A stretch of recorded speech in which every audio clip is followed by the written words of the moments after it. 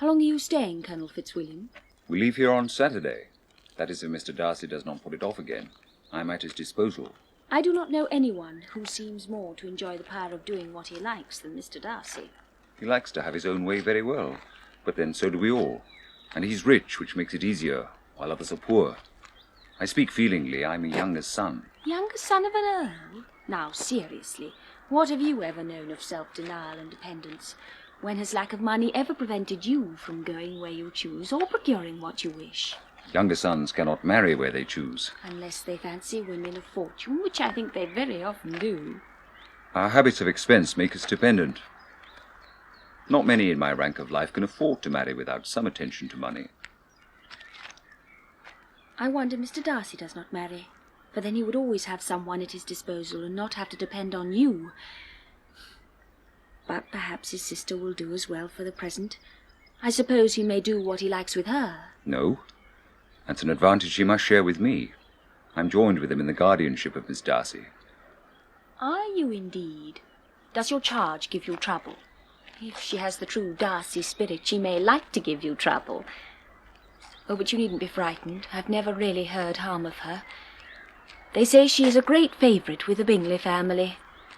And there is another one Mr. Darcy likes to have at his disposal, Mr. Bingley. You're too censorious, Miss Bennet. Mr. Darcy takes care of Mr. Bingley in those points where he most wants care. Mr. Bingley has reason to be indebted to him. Only recently Mr. Darcy saved him from the inconvenience of a most imprudent marriage.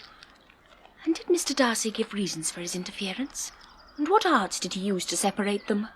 There were some very strong objections against the lady. As to arts, I only know what he told me. You are disposed to find his interference officious?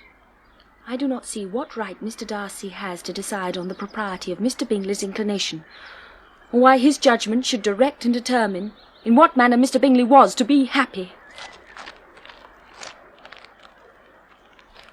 There were some very strong objections against the lady.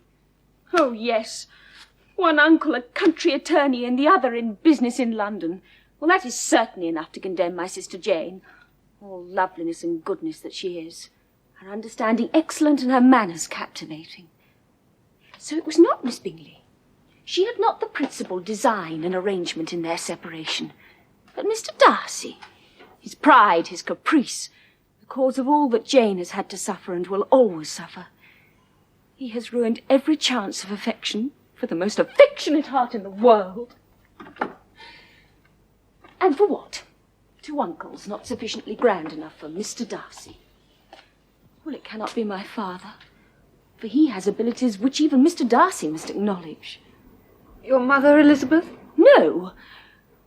Well, I cannot believe want of sense is as wounding to Mr. Darcy's sensibilities as want of proper connections.